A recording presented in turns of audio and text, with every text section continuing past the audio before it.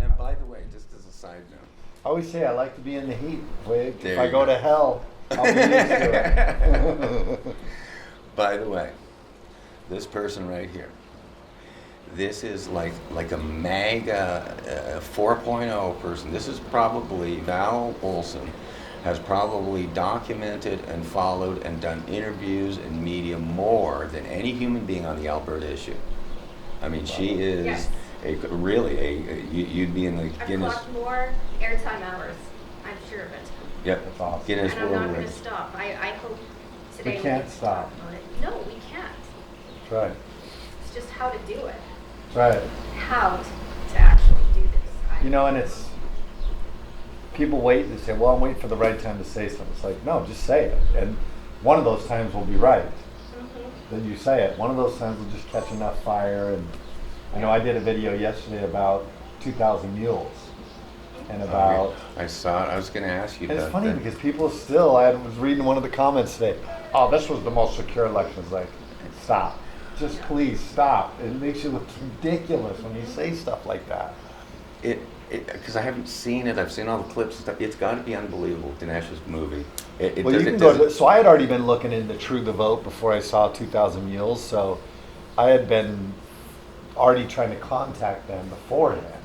And then 2,000 Mules came out, and obviously I had seen a lot of this stuff, but for somebody who hasn't seen it, it's going to be like, what?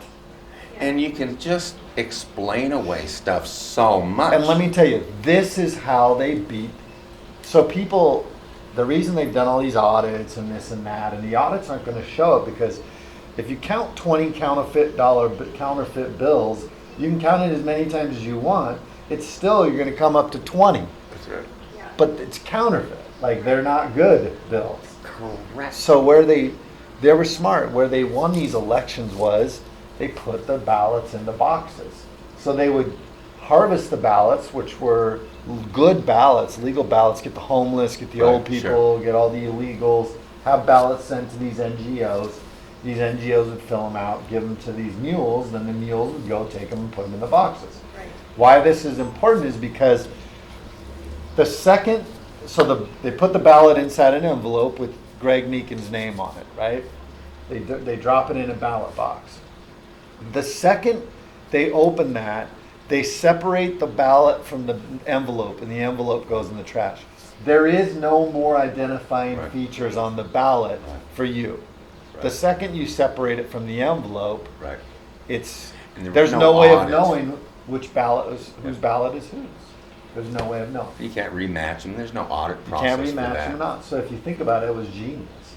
It was genius for the way that, and they estimate that, you know, they affected it probably about 4.8%, which is could be about 7 million votes. That's the difference in an election. The 2,000 mules is only the mules that qualified to be, they estimate there's probably like 200,000 mules. Wow. But the 2,000 mules were the people that were doing it over a certain amount of times. Like they said, okay, they have to go to at least 20 ballot boxes and they have to go at least X amount of times to qualify as a mule in these areas.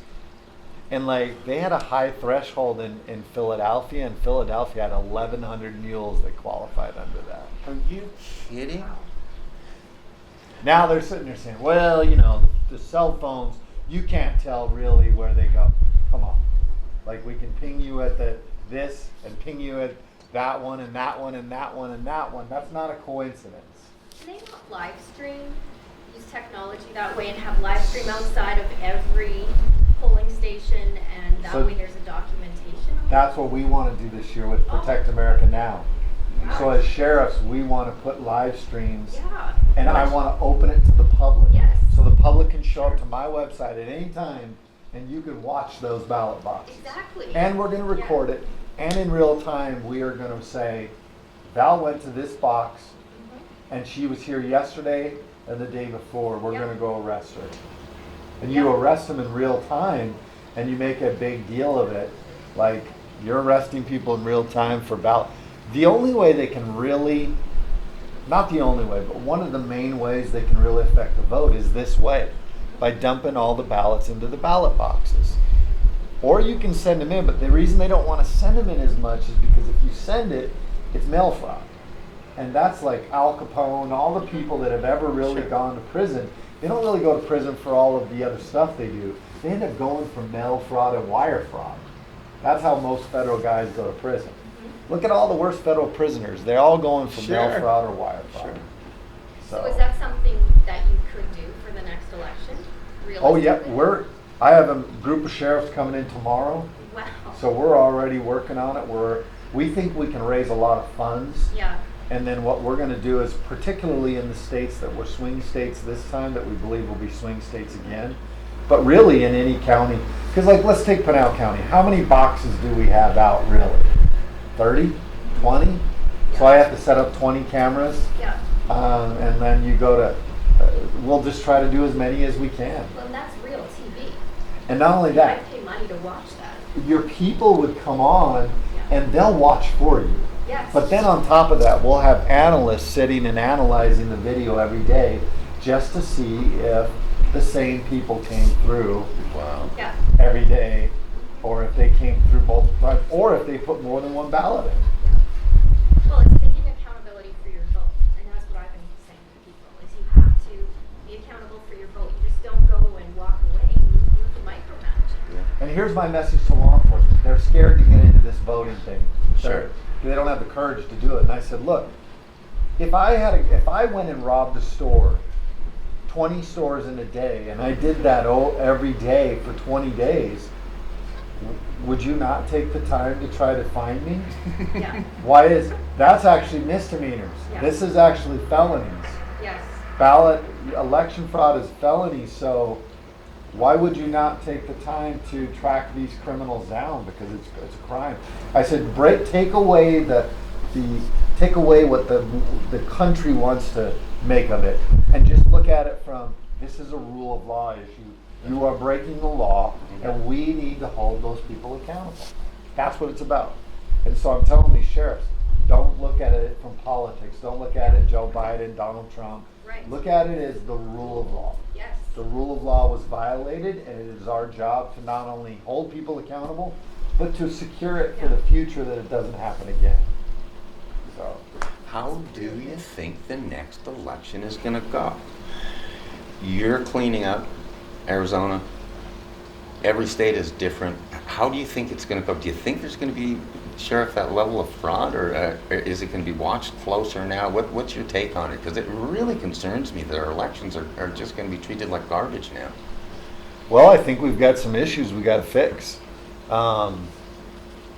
I think there are people that will justify cheating because the ends justify the means to them. Sure. So some people will say, well, Sheriff, do you think they really cheated? And my answer is always the same. I have seen what a human being can do to another human being. So cheating really falls it's not really that far down on the Right. list of heinous crimes. Right. So people are capable of a lot of things. Cheating on an election, especially if you think you're doing the right thing and you think, let's say you think a particular candidate is the devil, if that's what you believe, then you might justify the means of Sure, not getting sure. that person reelected again. That's the nature of politics. I mean, you're And talking. so those folks, cheating to them, they don't view it as a bad thing. They view it as a righteous thing in many Right. cases, Right. because they think that they're doing something good. The beauty of the republic with 50 different states is incredible, but Arizona, and how it goes about its business, how you're going about your business, trying to fix how you observe elections. What about the Pennsylvanias of the world? What about the Georgias of the world? What's coming out is so much indication of fraud and concerns. Are you concerned for those other states, or do you think that there will be kind of a national movement to clean it up? Just kind of get your inside Well, scoop. I'm a big believer in you can control what you can control. So I can't control what happens in Philadelphia. I can't control what happens in Georgia. Right. What I can control is what happens here. Right. And what I can do is hopefully set an example to other people, other sheriffs that maybe will take the courage to follow my lead, or to follow the lead of sheriffs who do want to uphold the law and ensure that we have secure elections. So Sure. what I hope to do is really be public about my efforts to protect the election. Right. And with the resources that I have with Protect America Now Protect America Now is an organization we started. Sheriffs from across the country standing up for the rule of law, for the Constitution, and for and against bad policies. And so I think we have a vehicle and a mechanism to actually Get the message. extend that reach, Right. and to really mobilize sheriffs and motivate sheriffs to do what's right. But in the end, all I can do is really focus on here. Right. And if that sheriff focuses on his and that one focuses on theirs, then I think we can make a difference. Right. I think all too often people, Americans, Canadians, we get hung up on the big picture, and it paralyzes us, and we fail to act. When in reality, if you just act, just do it, Right. and hope that everybody else does the same thing, You're talking then about we are language. we will get something done. And so don't be paralyzed with the enormity of what is happening. Instead, just move in the right direction. You're reiterating your mantra: no fear, do right. Fear not, do right. Fear not. That's right. Talk to me a little bit about that. I've so often chatted with you, and one of your catchphrases is you like people that are not scared, especially leaders. Talk about that a little bit. Do you see more and more courage amongst leaderships? Do you see, I call them Republicans, coming up and being more courageous? Talk about that a little bit, Sheriff. I think that we have had a real scarcity of courage in this country, and I see it rising a little bit. And just so people understand, it's not an absence of fear. Courage, like Mark Twain says, courage is the resistance of fear, Right. the mastery of fear, not the absence of fear. And I write about it in my book. Like Yes, you do. I think it's controlled fear. Like it's being able to take that fear, lean into it, resist it, master it, because fear can actually really give you. It does something to our body to ignite you, and if you can master it, it harnesses a certain power, a certain energy in our bodies. And so I think that more and more people are stepping up, being a little bit more courageous. We're not near where we need to be, but little by little we can do it. And courageous, when I speak, I talk about being a courageous American, a courageous Canadian. And I talk about it, courageous means not deterred by danger or pain. And we are really in times where you can't worry about the danger of it or the pain of it. You've got to do it. You've got to push through that fear. In just listening to you, there's a little book that I read about Yeah. 3-4 times over, but I feel like you've said these things in your book, the fear issue, the resistance, meeting resistance. It is nice to hear the consistency of your message, especially for younger people. Right. The misinformation, the nonsense that's in the press. If anything, reading through your book, I hear it resonate here with what you're saying. There's so many messages that you want to portray, especially young people, but people who might be, quote, just not in the know, or not, not political wonks, not into the conversations that we're so familiar with, so often, of the messages that you have in the book. There's a number of them. We literally go through the table of contents, and every chapter has kind of a little message, and I use them. No fear. Fear not, do Fear right. not, do right. Yeah. Fear not, do right. Which is funny about fear not, do right is fear not, and fear is talked about like in the Bible 356 times or whatever it is. It's a lot. But the iteration of fear not, do right does not appear once together. And I copyrighted it, and I own that. But fear not, do right has always been our mantra. It's addressing that there is going to be fear, and that there is going to be difficult times, but just do what's right. It's really that simple. We're in a time where it's so complex, and the media wants you to be all. And maybe this is the answer to your question that you were going to ask me. Maybe the media wants you to be so tied up with all of these things, Roe versus Wade, the baby formula, the border, the Ukraine, Afghanistan. They want you to be so tied up in all this stuff. And sometimes you just have to go back to the basics. Right. And the basics are, you know what, just do what's right. I tell my guys that all the time. I want you to just have the confidence and to know that I support you if you do what's right. Right. There's Theodore Roosevelt says, the best thing you can do is the right thing.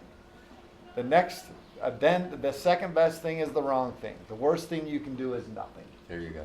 And really, that's it. Like, we've got to just try to do what's right.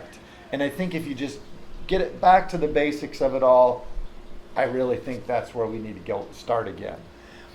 I feel there's a trend to that. I feel, and hopefully I'm describing it as hopefully a tsunami that starts in 2022 and 2024, a tsunami of just more traditional thinking. I call it 1950s handshake world, where we get to doing what's right, not what's politically correct or not what's in the wind that day.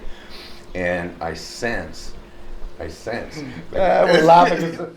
For anybody watching, they're playing a golf tournament there, and some guy just dropped the F-bomb. Yeah. Like you see, there's 121 golfers on the other side of this fence doing a tournament. I hope right you here. caught that on camera. It's always the best one. I feel there's a tsunami. I feel it a lot, actually, Sheriff, with Generation Z. I talk about the generations a lot, and there's the first time that there are 6 generations in the workplace, and we're looking at the millennials, and the younger ones are the Zs. The Zs are like our cameramen here, who are under 25. And correct me if I'm wrong, because you're out there so much in the public and interacting with people. Is there a wave? Is there a wave towards? Do you think traditionalism towards 1950s handshake world with younger people coming up?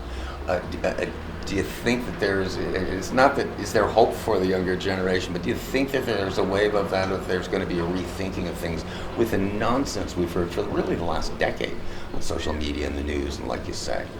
I really do think there is. You know, like my kids, I think you've got different types. You've got kids that do nothing but sit on social media, but then you have other kids that, my kids don't really do anything much on social media. Right. The millennials, you got millennials and you got Generation Z, and millennials kind of break up into 2 different categories. If you talk to a lot of experts, there's the millennials that they feel entitled and they don't work and whatever, and then there's the other half of the millennials who actually don't like the other half of the millennials, Right. and they go Gives the them a opposite. bad name. I talked to a special forces guy, and he's like, look, don't let it confuse you. He goes, some of the best soldiers, absolutely. They push themselves harder physically. They're much more intelligent than any of the soldiers they've ever dealt with have been the millennials. I think it's the same with the Generation Z. Is you've got these kids that are highly talented, very educated, because they've had a plethora, you can't get it, you couldn't consume it all, an unconsumable amount of information at their fingertips. Mm-hmm. And I think that these kids in many ways are much more intelligent and more well-rounded than they've ever been. And so now I think they're starting to shift back to say, they're going back, like even the styles are going back to the 80s. That's right. Everything is kind of shifting back, and I think that they're gonna, I do have faith in the Generation Z. Not a ton, but I got some. And you know, the younger after them is going to be the alphas. What I find is that really the challenge is the work ethic. I see a lot, and I don't, no offense to our camera guy, I see a real lack of work ethic. They want to work, but they also want to play, and they want to enjoy the things that life has, and there's nothing wrong with that. And so what we see is our guys do 40 hours, but they don't really want to do overtime or off-duty shifts like the older generations did, where they wanted to make as much money as possible. This new generation, it's not really about money to them for the most part. It's about quality of life and about purpose. And if you can help them find purpose in what they're doing, that's what they're motivated by, not money. And that's what's interesting about this generation, from what I see, is they're just not motivated by the money. And so you really have, for them to really tap into their work ethic, you've got to tap into their what they believe in. Exactly. and make them feel like they're doing something good in this world. And So yeah. I think some of that comes from perhaps the school system and learning maybe that it's better to argue or you have rights. Do you think part of that has to do with the problem today with the work ethic of our next generation? I think that's part of it. I think the other part of it is they have the accessibility to everything so fast. And it's a flash in the pan generation, which means like they can see something online and then boom, they're not even interested in it anymore. Everything's so available to them, so it's just they lose their interest really quick. That's what I'm most concerned about in law enforcement is they're coming into this profession and they're getting bored very easily, or within a few years they're like, I'm going to move on to something else. Yep. And we haven't helped because we've changed the retirement system. So the retirement system is 25 years, and you can't. And we've made it so far in the distance for them that they're not interested. That's not what their end goal is, like the old generations were. Well, on that note, the generations, you are a Generation X. Okay? I am a boomer. When this was in my book, Toyota trained me on the different generations because you must manage them differently. Yeah.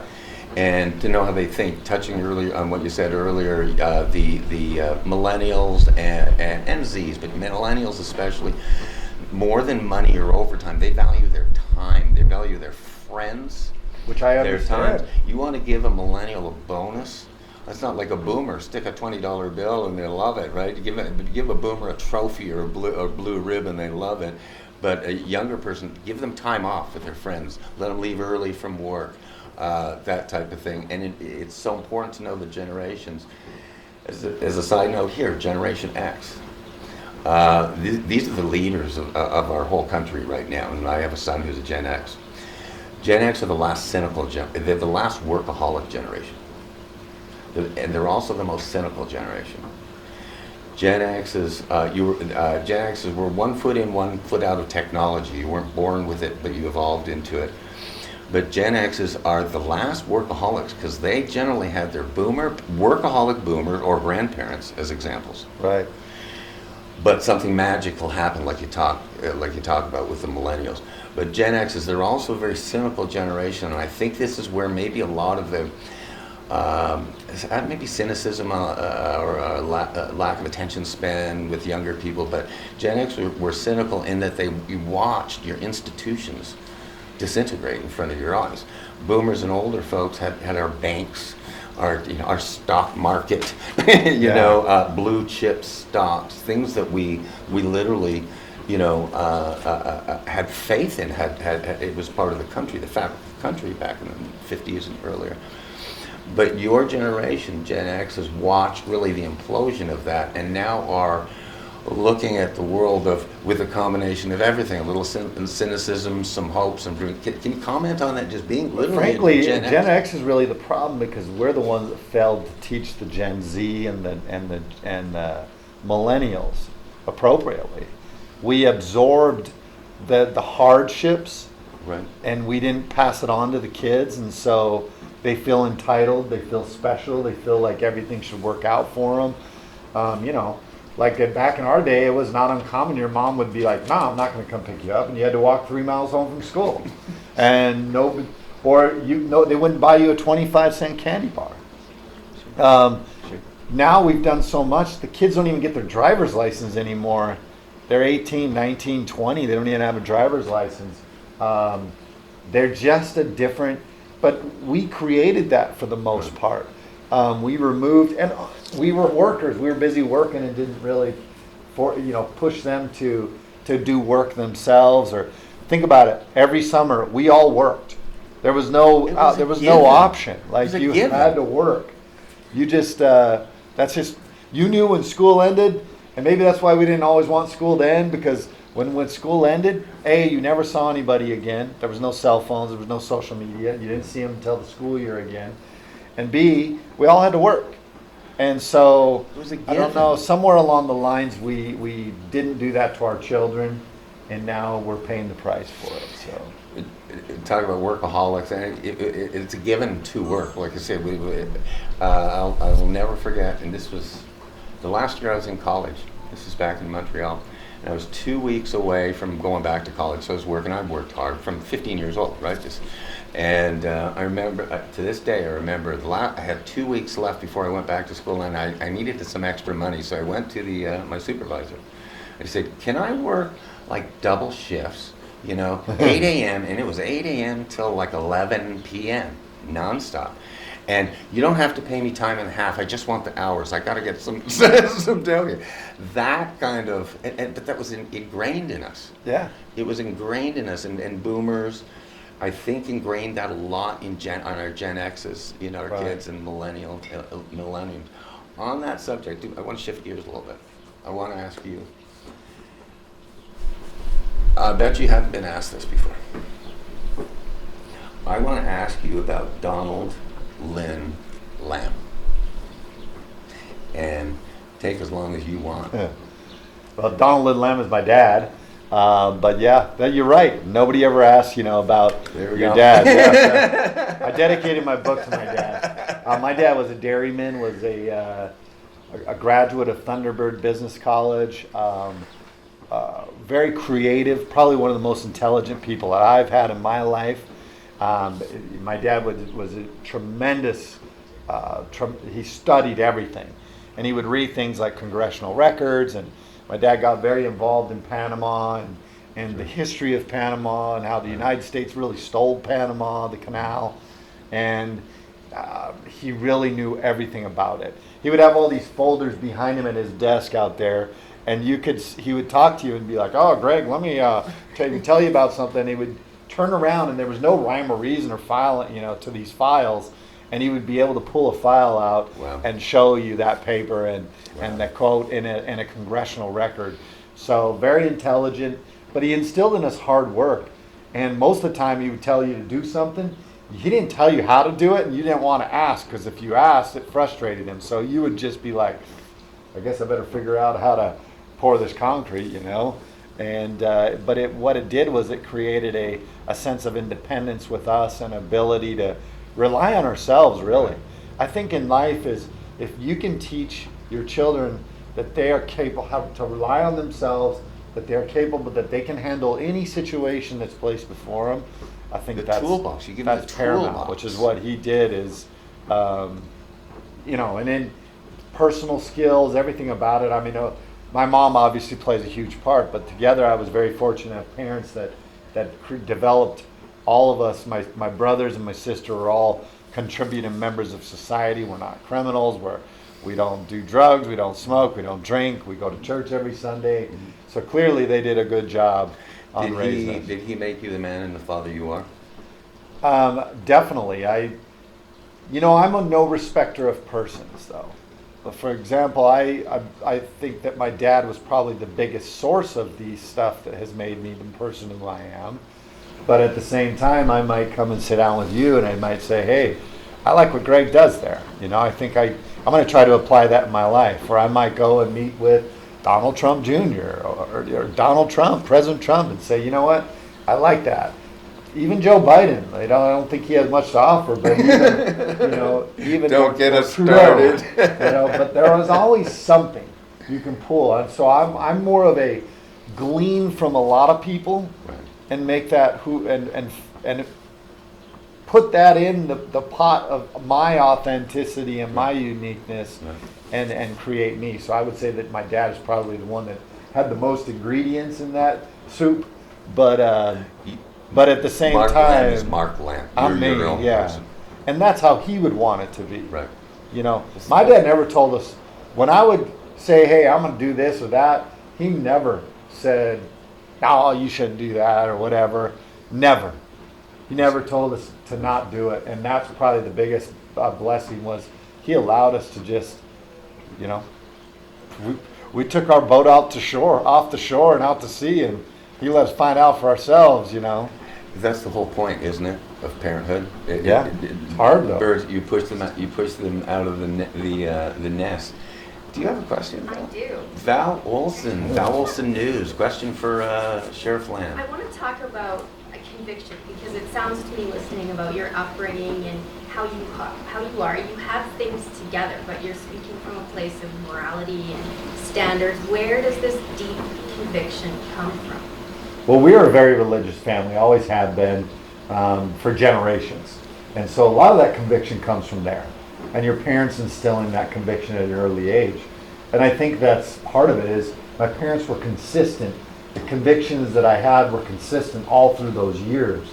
And which allowed me to kind of, there's that base of operations that you always know is there. And then you kind of go outside off the base and find out, okay, I believe in this too.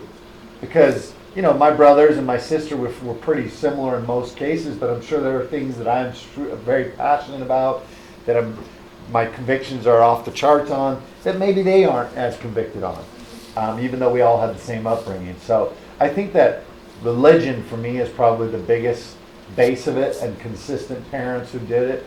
And then finding what you were put here on this earth with certain convictions. And I think that my life, the things I was raised with, combined with what I was sent here to this earth to do, and I've found those convictions. Believing in yourself and who you are and what you stand for, and having those convictions is a hard thing to do. Because we are our own worst critics. We get up in the morning, we look in the mirror, and we're like, I don't like the way I look, or I don't like I'm too heavy, or I need to lose weight, or whatever it is. And so inevitably that puts a chink in the armor in your convictions too. And I think learning to love yourself will only solidify the convictions that are in you. They're in there. It's a question of whether you're going to be vocal about it. And I'm vocal about it. So what advice do you have for those that are watching and they're listening and maybe their life is messed up and they want to change? Can you start again? Is each day a fresh start for you? Or what happens when you make a mistake? Do you get discouraged like average people and need to get motivated to do things again? That's a great question. There's a show called Vikings. And Ragnar Lothbrok is the king, and they're getting ready to leave the port, and they're going to go to battle again. And this was one of the first times he actually took his two young sons, twins, 10 years old probably, I don't know. And as they were sailing away from port, both of them were sitting there with their arms on the edge of the ship, looking back at the shore. And their dad turns and sees him, and he says, "Don't waste your time looking back. You're not going that direction." And that's really what life is about. What you did yesterday, yeah, hopefully you can learn from it, but at the same time, that was yesterday. And you're not going back there. Everything is either in the now. And frankly, don't look too far in the future either. Most millionaires, what they have in common is they are not nostalgic. They're not nostalgic for the past or for the future. And what that allows is for you to live in the now and maximize the now. There is no guarantee that I will walk out of this house from this patio, get in my truck, and even make it home today. There are no guarantees. So you may as well give it hell while you're doing it now. And then I would say the other thing is be authentic. There is no time to waste trying to be somebody else. And this is the hardest thing for the Generation Z, the generation, the millennials, is because they see so much of what other people want them to see. In social media, everybody puts their best front foot forward. Look, you mentioned, do I have problems? Everybody does. Everybody has trials and things that they have to deal with and on a daily basis. So just because you have them, you're not alone. Everybody has them. So the other thing I say is be authentic. Be who you are. Let me give you an example of this, and I speak about this. We all have different fingerprints. We all have different DNA. Your irises are different. We are different in every way, 100%. There's not a single person in this world out of the billions of people that are like you. Think about the power of that you are on an earth full of other human beings and you are completely unique to them. To me, that is, for one, that shows the power of God, and number two, it also shows how special you are and how unique and authentic you are. And I think it's everybody's duty and responsibility to share that authenticity with the world. Too many people don't. They're afraid to. They hide it. They don't hone it in. They don't let life bring it out of them. Life will bring it out of you if you let them. And trust me, it sucks if you're going to go that route. New levels bring on new devils. But if you want to truly tap into what you are meant to do, buckle up. But if you do, the authenticity life will drag it out of you and show it to the world. That's what life will do. Life will say, Val, I'm going to pull it out of you, and I'm going to show the world exactly who you are. And that's really my advice, is be authentic. So that was a long answer for we're allowed to get emotional here, because I'm getting a little emotional. That's fabulous. That's fabulous. What you touch on there. I love smart people. I just love smart people. And Jordan Peterson is one of my favorites. Yeah. And he's your kind of guy too, because he pushed back against the Canadian government and their laws. You know, the preferred pronouns thing is where he just said it. Yeah. That's where he started. And 2018 is when he became famous. You know, but of the many things I've gleaned from Dr. Peterson, he says, if you are a person with knowledge, if you're a man worthy of mentorship, knowledge, if you've experienced the world, if you have things that you can share with the younger generation, and if especially you're a good writer, it's your responsibility as a man to teach those lessons. Yeah. Because no one else is, we're sure not going to learn it from the mainstream media. Yeah. What I love about Jordan is he shares that message. Mm-hmm. Like he's not trying to shove it down your throat. No. Oh, no. He shares that message, and he allows you to just take from that message what you're going to take. Yeah, exactly. His intelligence level is on a whole different thing. Beyond deep. I wrote at length about him in the book and stuff, but what I take from Jordan Peterson is he's an extremely flawed character. He's like we all are. And he's a late bloomer. He was a professor until just in his 50s, you know. But what I take from him is not only the responsibility of sharing what you know, but like you say, he just teaches the message, and it's a deep message of introspection very often, and again lets you interpret for your own life. He's totally accepting if you don't want to do what he has to say. He's totally accepting of that. I think that's the real show of leadership. One of the quotes I love about Jordan Peterson is he says, "Meaning is the antidote to the catastrophe that the world is." When you understand your meaning on this earth, the authenticity, your uniqueness, then that is the antidote to the chaos that the world is. Yep. And really, Jordan Peterson is so intelligent, but he has a way of breaking it down, and if you just stop and listen for a second, it's very simple at the same time. Exactly. And it just goes to the core of who we are as humans and all of that stuff, and that's why I love it. The other thing I always share from him is the zebra stripes, and we can talk about that later, but there are so many things that he does. He speaks, and he speaks truth, and he's not afraid. He'll get in the belly of the beast and still stand on his convictions, and I love it. I mean, he took a drubbing when the PC crowd tries to cancel someone. Like, you're well aware. Yeah. Higher levels, higher devils. That's right. It's in the book.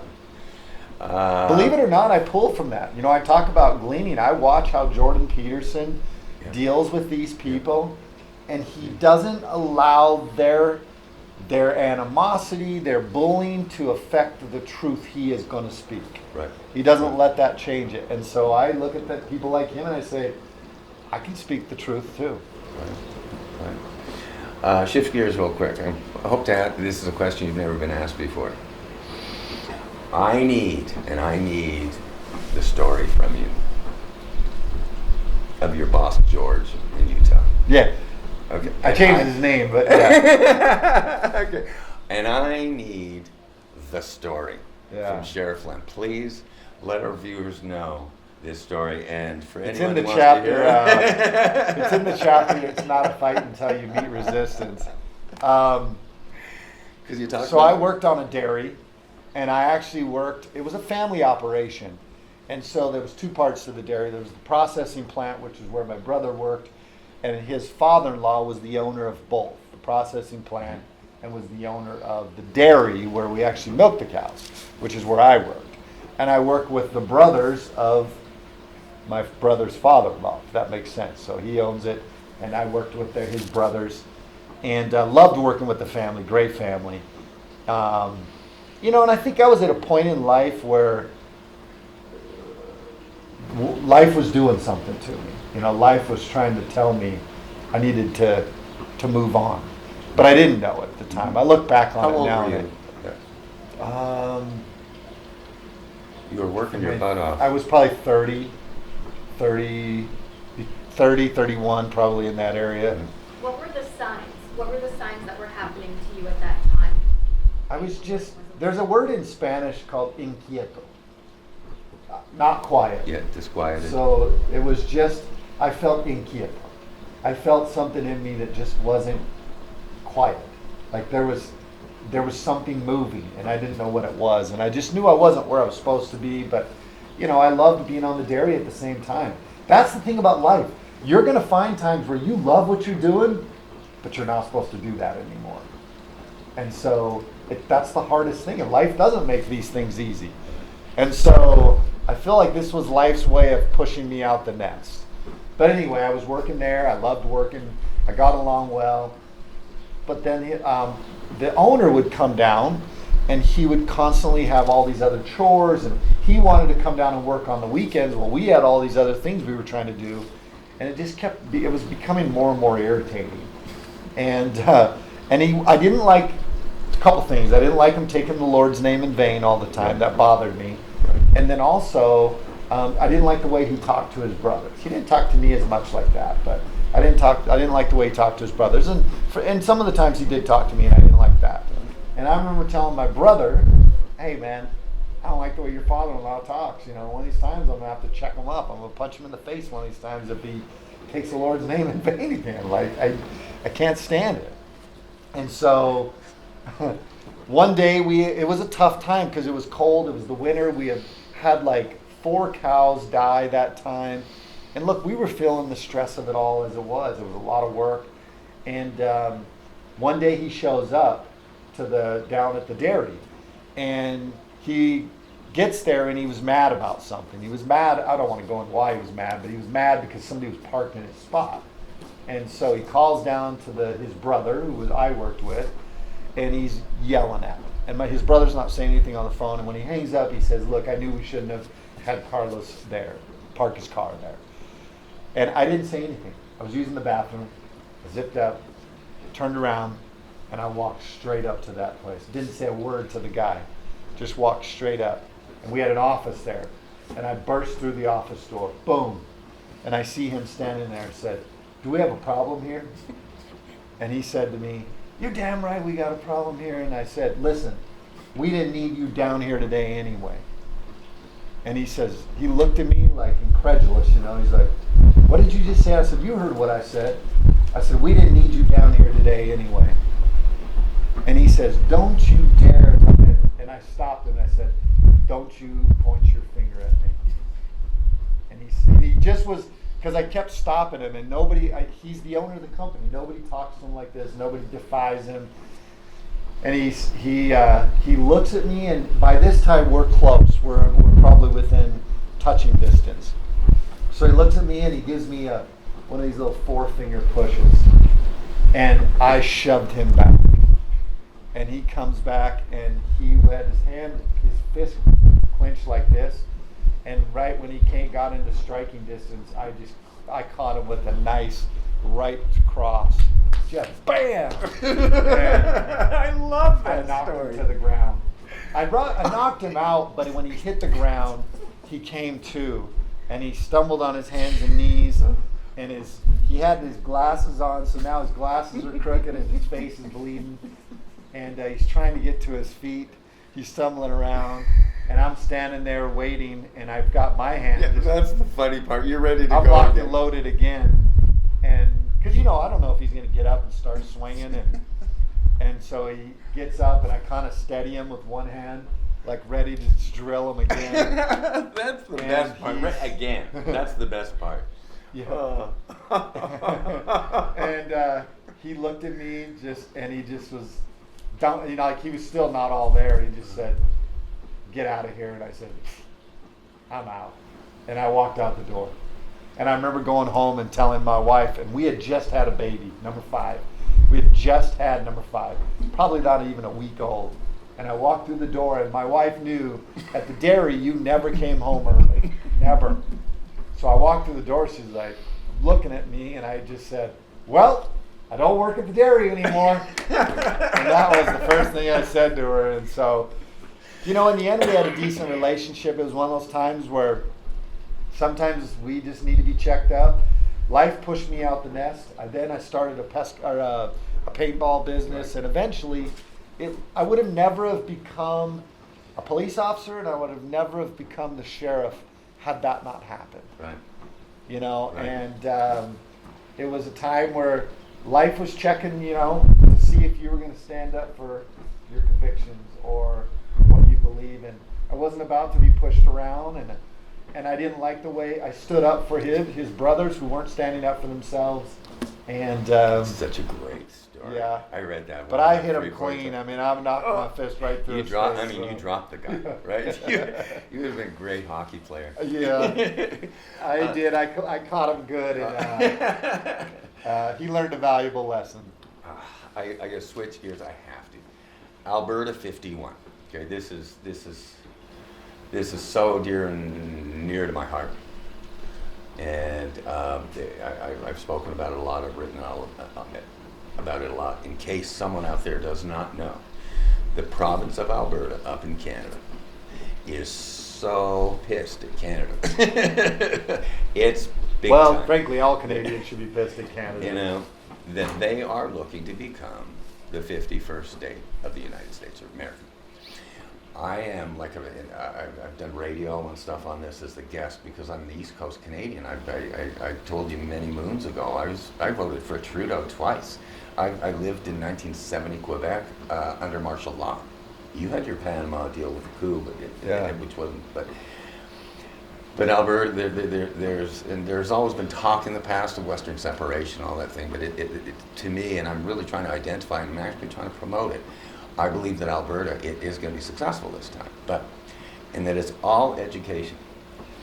But thankful that we have good researchers out there. Val Olson gave me some statistics, and this applies to Arizona. And this is why I'm so just really deeply passionate about the mission, because not only is it Alberta becoming the 51st state, but there's a trend where they love Arizona, and I'm calling it Arizona 48, Alberta 51, right?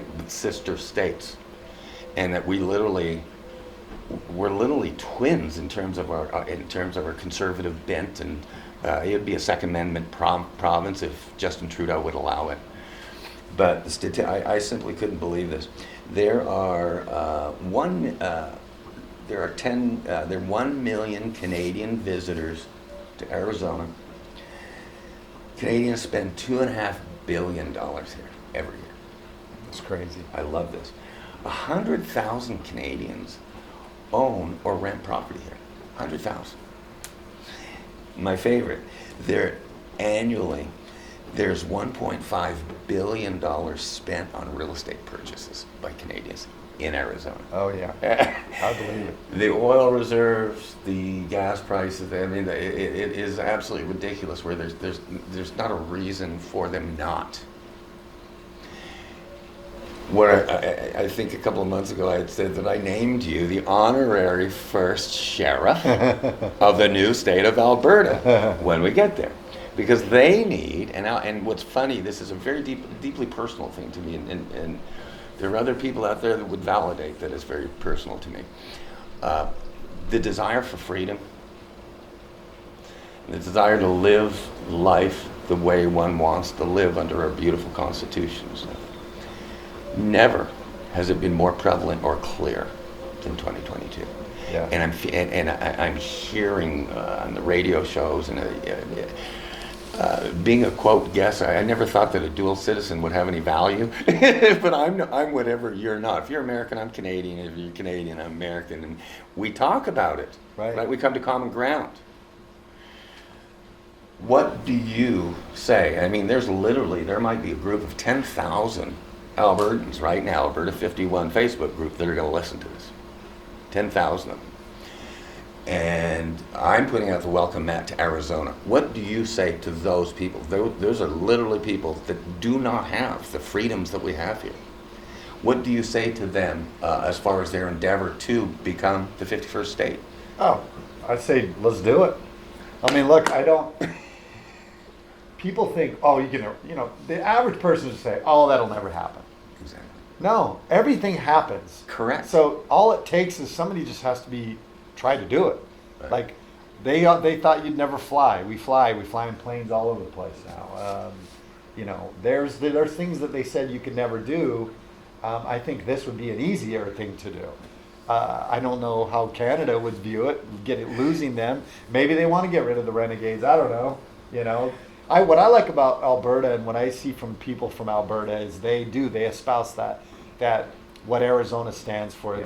It's that little bit of independence and you're tough and Arizona, you have to be tough. It's hot here. Like Alberta, it's cold, and there's things the way of life is tough. Arizona, same thing. Everything here stings you, bites you, scratches you, pokes you, everything.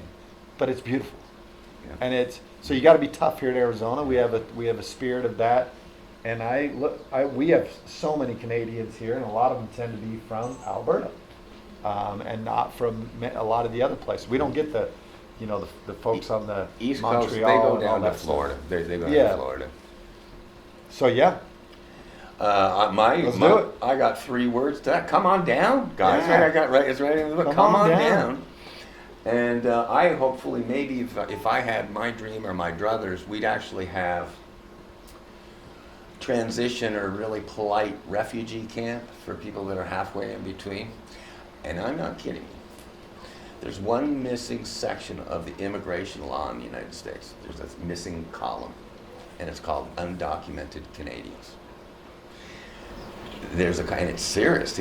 They're calling for undocumented citizens. There's about 15 countries. And when you fall into that category, as we're now kind of seeing at the border, I haven't even got into that. When you fall into the undocumented category, you can work here and stuff. You can have a period of time where you can literally have ID and you can work and all the time under the undocumented law. And I think, I'm going off of memory here, I think it was in 1962 that Canada and the United States made an agreement. I didn't know this until my Alberta research. They made an agreement that you couldn't claim asylum in each other's country because both countries were so nice. There'd be no reason to claim asylum. Right. But obviously they didn't live under Justin Trudeau. Exactly. I was just going to say they didn't foresee that. And literally, I'm going to be having conversations like this now that I see what border crossers at the Mexican border, that they're 200,000 per month. And they're getting ID, they're getting work permit. ID is their arrest papers. Work permit, their immigration appointments are out 3 to 5 years, is what I'm hearing. 3 to 5 years. So you can live, you have ID, you can travel anywhere. It's astonishing to me. And watching, again, deeply personal, my Canadian friends, I've got a Canadian friend in Alberta, sheriff. He spent $55,000 trying to become just a legal American. $55,000. He's now stuck forever, probably the rest of his life, in Lethbridge, Alberta. He's just kind of run out of all options, never got it done. There's a lot of that stuff. So I have a much more common sense path to immigration, which would be beneficial to Canadians, but also to those people in the South End. One of the things you have to look at when you talk about immigration is how do you weaken the cartels at the same time? Because the cartels are making money off of that. So what I say is whether you're Canadian or whether you're from Guatemala or Mexico, you set a price. So let's say instead of letting them pay the cartels $5,000, you say, hey, look, for $5,000 for your first time, we're going to give you a year visa. We're going to fingerprint you. We're going to we're going to iris scan you. We're going to take a DNA sample, and then now we know who you are coming in this country. Right. You pay $5,000, and in a year, if you haven't filed your taxes or if you have any criminal history, then we're going to send you back. Done. But if not, then you'll pay $2,500 for the second year, $2,500 for the third year, and you encourage them to bring their families so they don't send the money back to those countries. That's right. It's creating a giant hole in our economy. And what that does is it makes a path. So then you say, if you can do this successfully for 10 years, let's say, then you can actually petition for citizenship. Right. Right. 10 years of no crimes, of paying your taxes. Right. But you have to give these people the ability to do it. Let them have a driver's license. Let them work. Yeah. Let them do all the things. Have car insurance. All these things. Let them get all that. Yeah. And what it will do is open the door for much more people from other countries who are good contributing citizens, who would make great citizens. Yeah. It allows them to bring their knowledge, their education, their professional expertise to this country. Because most people don't want to do it because there's no end in sight on trying to do it. Right? You know. Right. Well, I'm in This it system's right broke. now, and it is, I would say it's broke, and I'm $25,000 in.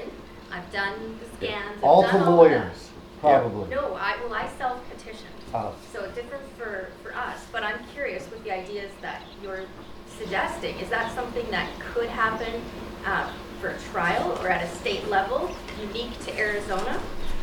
Well, you're not going to like this answer. I truly believe there are certain things in this country that politicians don't want to fix. They don't want to fix immigration. They don't want to fix abortion. They don't want to fix things that are political hot topics that every 2 years they can run on. If you fix them, then the system's not broken and there's no need for government. Government will always create problems so that they feel that it creates a need for them. Munchausen syndrome. COVID is a perfect example.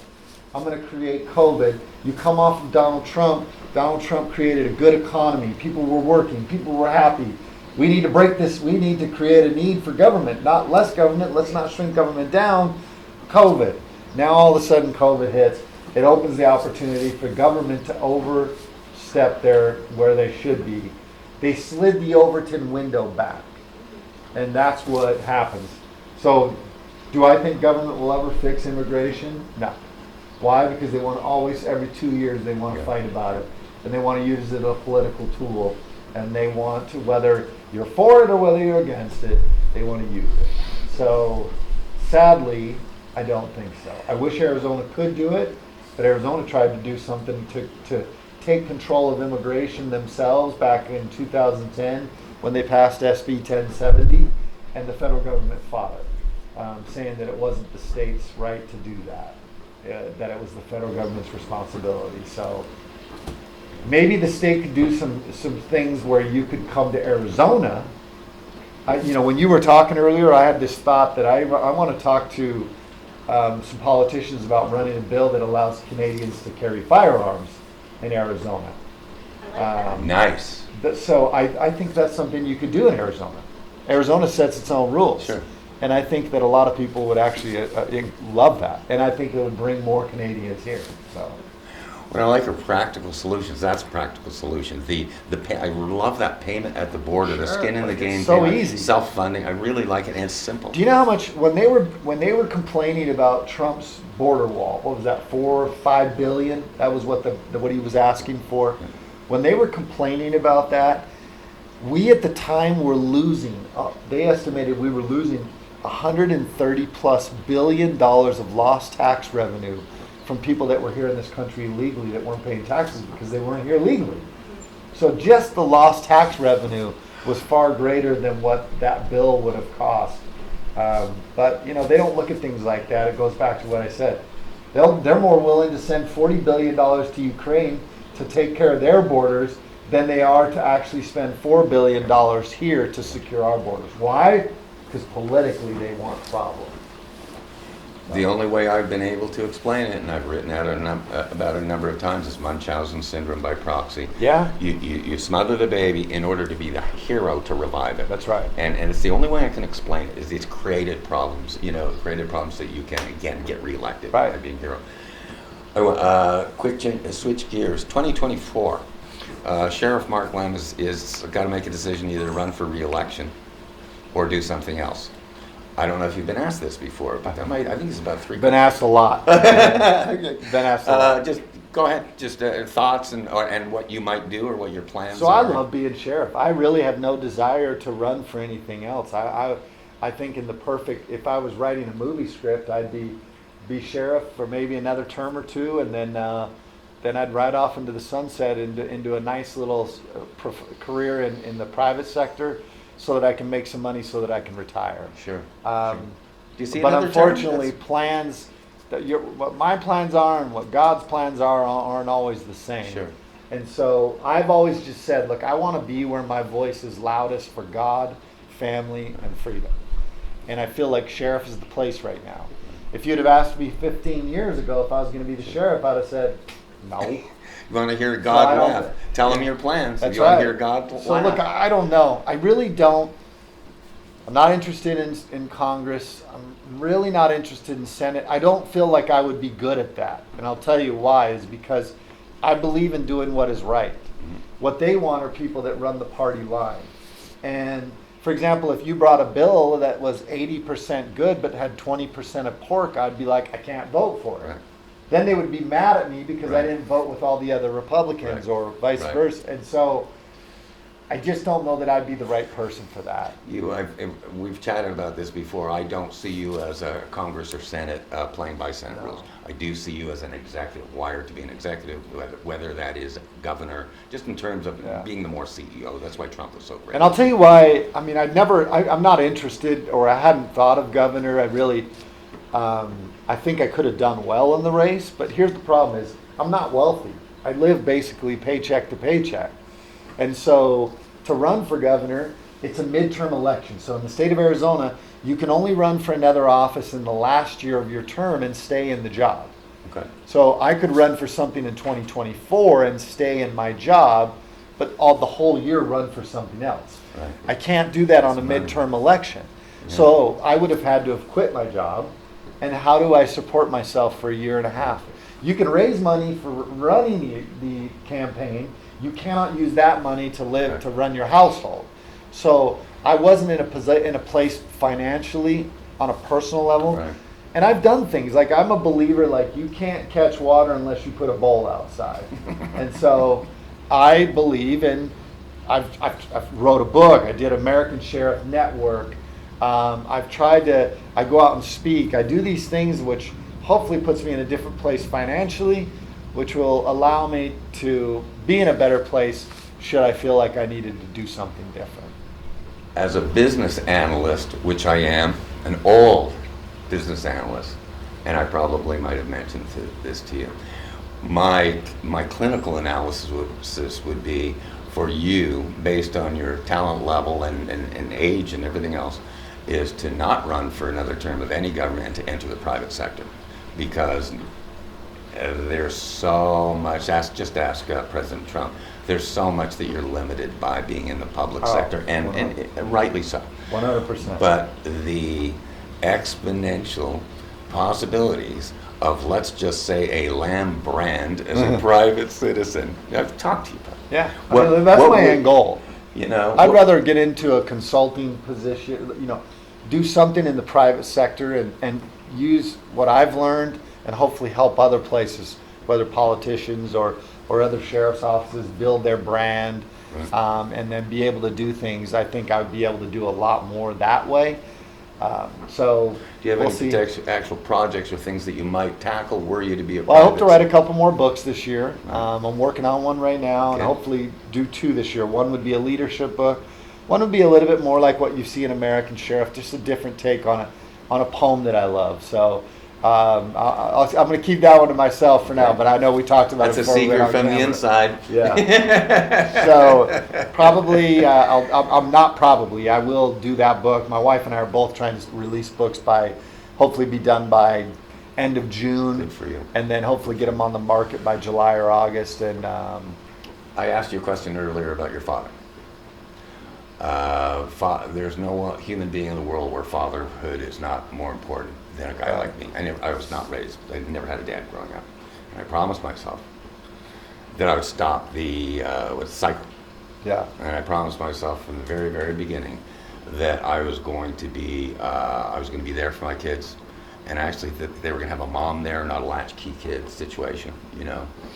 And a lot of people in favorite movies is Field of Dreams. What people don't realize, Field of Dreams is not about baseball, it's about fatherhood. right. And the void, you know.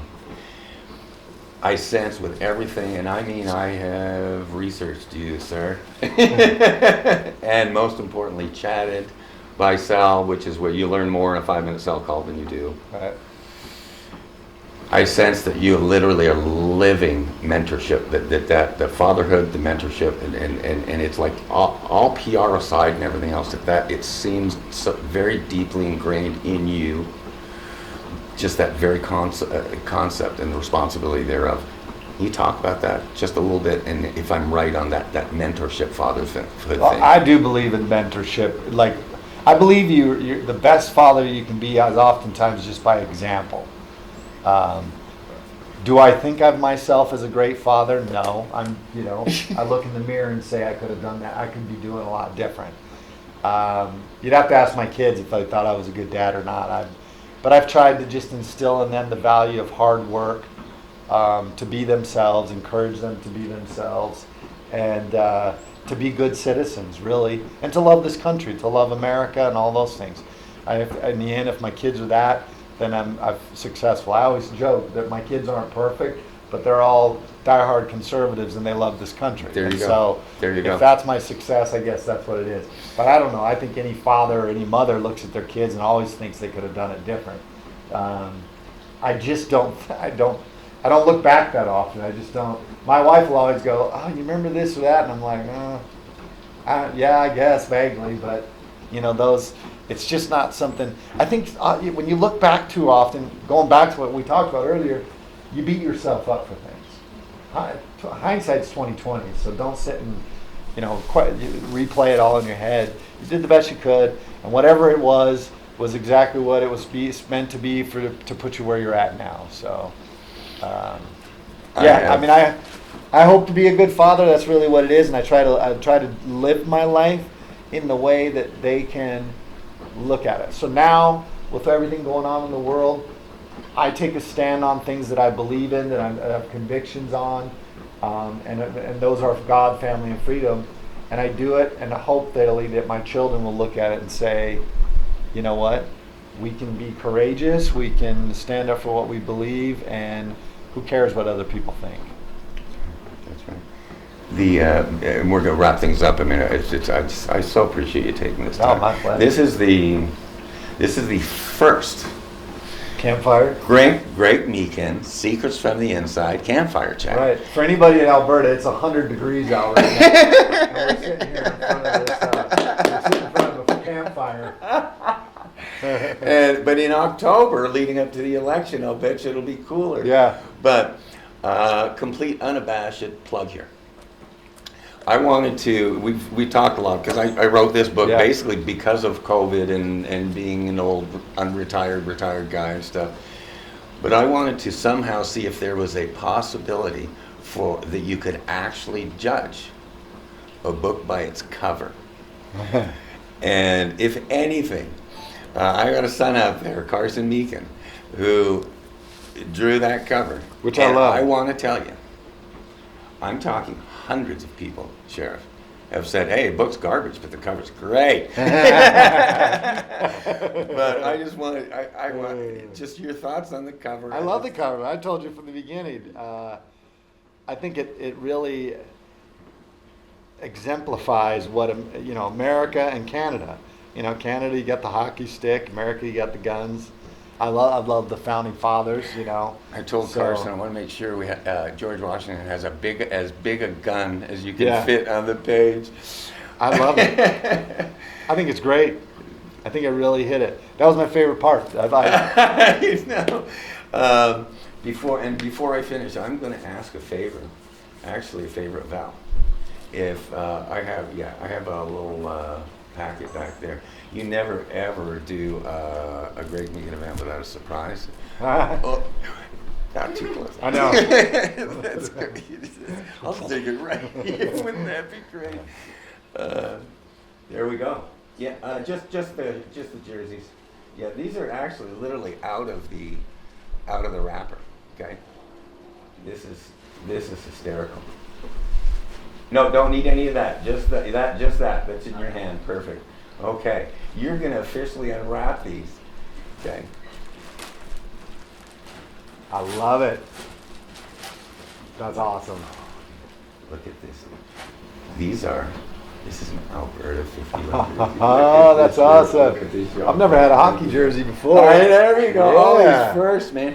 Now this was literally shipped into me yesterday. Look at this. Put that yes, baby on, yes. Put that bad boy on. And when you see your name on a hockey jersey, there's I something know. about it.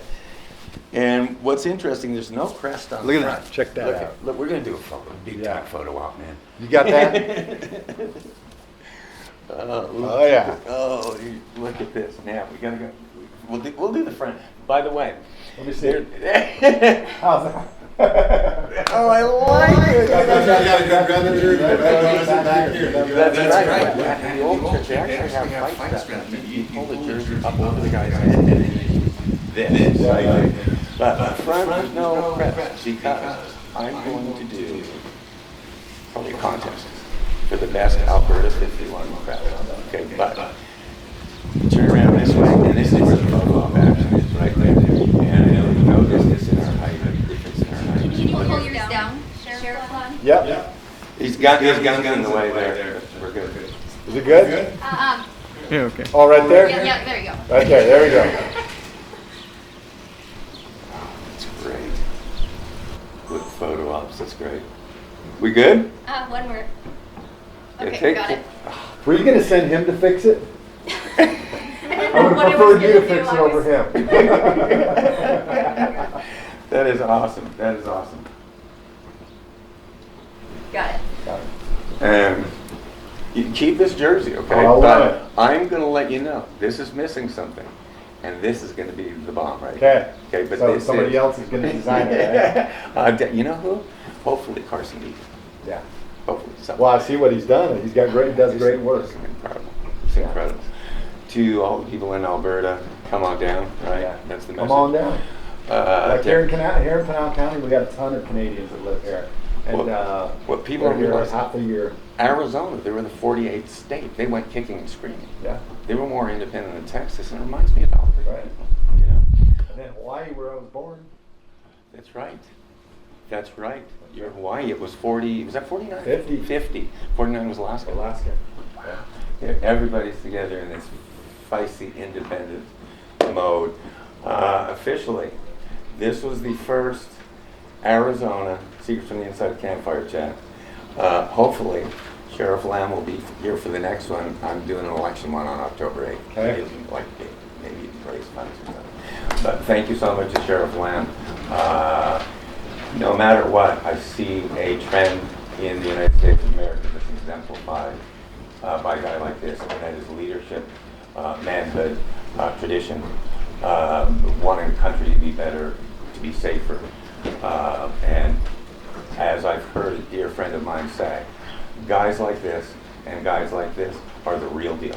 This guy's the real deal, and I encourage everybody seriously, buy his book, American Sheriff, the American Sheriff. Follow me on American Sheriff on Instagram. Yeah, and network right here. Truth Social American Sheriff. Facebook is Sheriff Lamb. And then you can get the book at AmericanSheriff.com, which is also American Sheriff Network.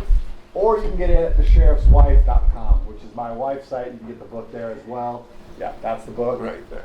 American And Sheriff, it is, Traditional I Guide in mean- the Modern World. And keep your eye out because we've got a couple more coming out this year. So Nice. Yeah. Thank you, Sheriff. thank you. I really appreciate it, man. Appreciate it. I really do. Thank you for the jersey. I love it. Oh, How do I love yeah. Amazing. You had This was now. incredible. You had some firsts today. You've had a first Greg Meakin event. Yeah. You never do something without it being cool. Let me This is show you awesome. I something. love it. I held off on this, but it's funny because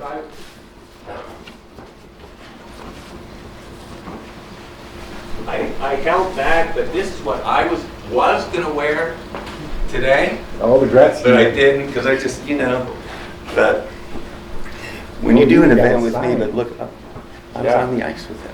That's I awesome. we played 5 games in 4 days in Scottsdale. Check out the pictures in the book. It's got, Okay. but when Greg Meakin goes, he goes first class too. How long? But you haven't lived until you've had your own hockey jersey. There you go. See, it's right there. That's great.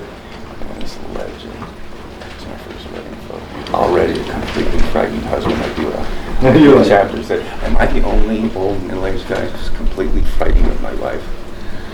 And then that's what I do. Hello. It's awesome. Isn't that awesome? I'm deeply moved by your vision. Oh, thank No, I you. really am. I appreciate You it. Thank just you so much. ex- You guys did a great job too. Just experienced a great weekend.